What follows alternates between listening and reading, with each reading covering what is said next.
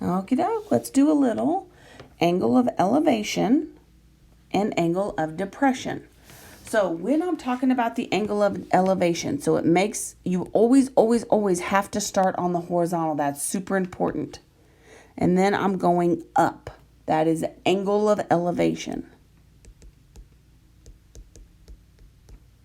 So as you're going up, then that's your angle of elevation. It is very key that you start on that horizontal.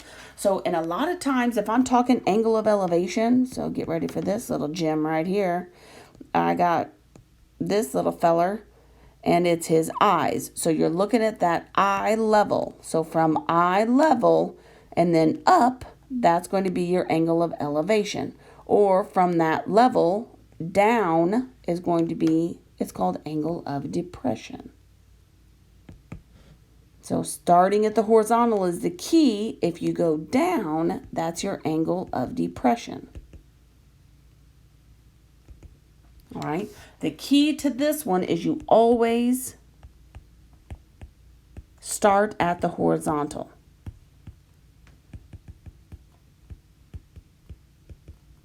If you're starting at your horizontal, that's the key to your angle of elevation and angle of depression.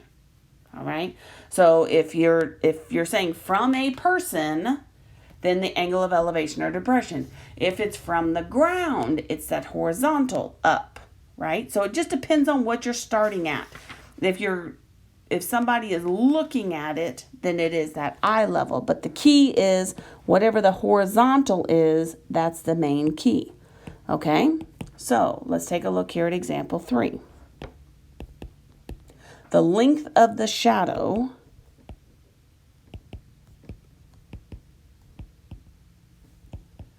of the building, 34.09 meters tall, is 37.62 meters. Find the angle of elevation of the sun.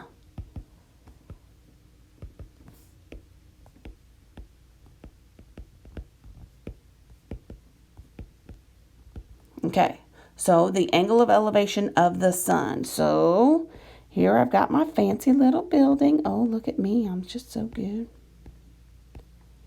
Look at this little jobber here. So we know the building is 34.09 meters tall. I've got the sun over here. My shadow is 37.62 meters. That's the key here. The shadow is 37.62 meters, which means from this horizontal going up, that is my angle. Because I'm going up to that sun. So this sun over here is back behind it, so it's shining on that building and making that shadow.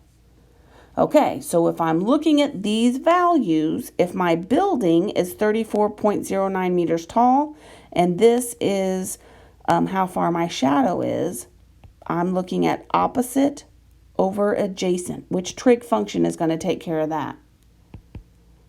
All day long. So my tangent is 34.09 over 37.62. And remember, when we're trying to find an angle measurement, that's when we're using our inverse trig. So you plug all of that into your handy dandy calculator, and theta is 42.1.